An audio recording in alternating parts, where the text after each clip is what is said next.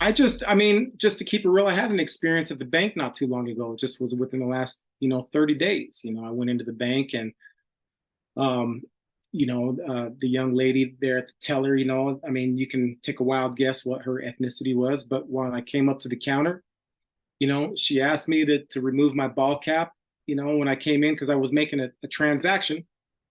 Excuse me. She asked me to, take off my ball cap and stand there and look up at the camera because you know how the cameras are in the bank, they're all behind the tellers and everything.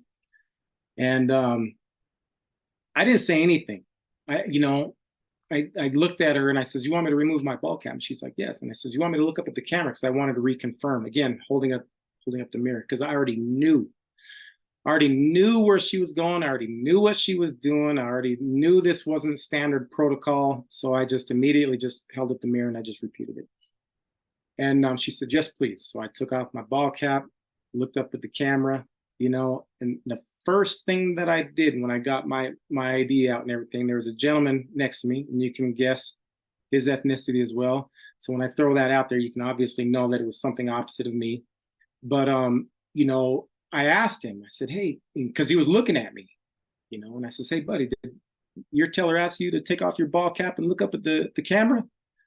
And he literally kind of nailed it shut for me. He's like, "No, and a matter of fact, I didn't. And I was looking at you." He says, "Excuse me for looking at you, but I thought that was kind of odd for that to happen." And so he kind of like, he was kind of there, right? But he didn't really say it out loud, but he was parallel right with me. Okay.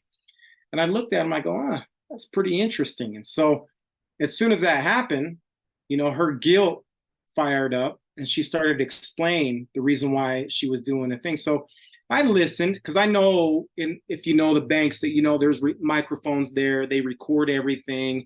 They got multi-dimensional cameras. They got thermal cameras in these things, man. They got face recognition stuff. They got everything imaginable in a bank, man. And so I just knew everything was being recorded. So I just let her talk. And she went on about, about an experience that she had that has frightened her, and all these other things. So it got really ugly. And I just, after I heard enough, I told her, I says, "Hey, would you just mind finishing up your transaction, so then I can just kind of move along my way." I says, "I'm not mad at you for doing your job. I think you did an excellent job. I appreciate what you've done today. I'm going to be a little bit more considerate of the actions of, tellers and what you have explained to me, because I didn't even say anything in response. I wasn't angry or mad, or I didn't give her a response or anything. I just talked to the gentleman next to me, let her do her job.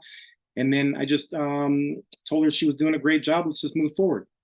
So once I left from there, I already knew it was wrong, man. Everything, if anything, I had a legal case on my hands, if anything, but I made a few emails, and I put it on blast on my social media.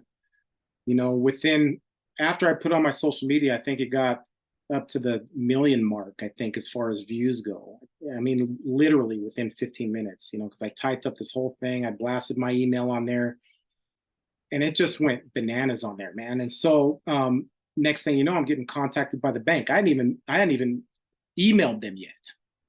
They're contacting me, and so their loss prevention, security departments reaching out to me, saying, "Hey, recognize we got a problem here," you know.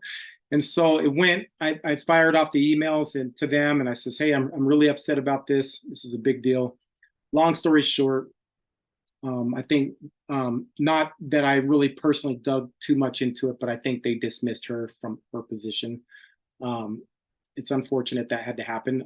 That's not what my intention was, but there there are ways that we can do it. And unfortunately, I have a platform, and I was able to light a little bit of a fire up underneath there. But that's the thing that we have to do. We have to rely on each other because not all of us are in the dark on these things, because there's people like me that, I'd love to grab onto these stories and I want to help people out. And I do it on a daily basis, So if anybody's listening and if you got a situation, by all means, please look me up, find me, email me, because I will research and I will make the phone calls myself, and I will put the situation on blast. But yeah, I mean that's the whole point of the matter, man. I mean, Is it going to ever stop? To go back to what you were saying, they're going to stronghold it. Yes. They're never going to let it go. But I just think there's a point of our excellence, and I use that word boldly. I think there's just a point to our excellence that we're beyond their savagery. and, and I and I say that just because of the way that I articulate myself and how I handle these situations on a daily basis. I just think we're above and beyond those things, and so we just, again, looping back, we have to just learn how to play their game a little bit better, and beating them at their own game. I agree with you. I believe it's a new day, and that's exactly why I've started acting because I've just been waiting. I've really just been waiting patiently, impatiently, really. But yeah, it's time for us to activate, organize, and execute. I agree, and so I'm very glad we're of the same mind. I'm so glad to hear that you're willing to collaborate. And let me tell you, brother, I similarly help people all the time behind the scenes in all kinds of different ways.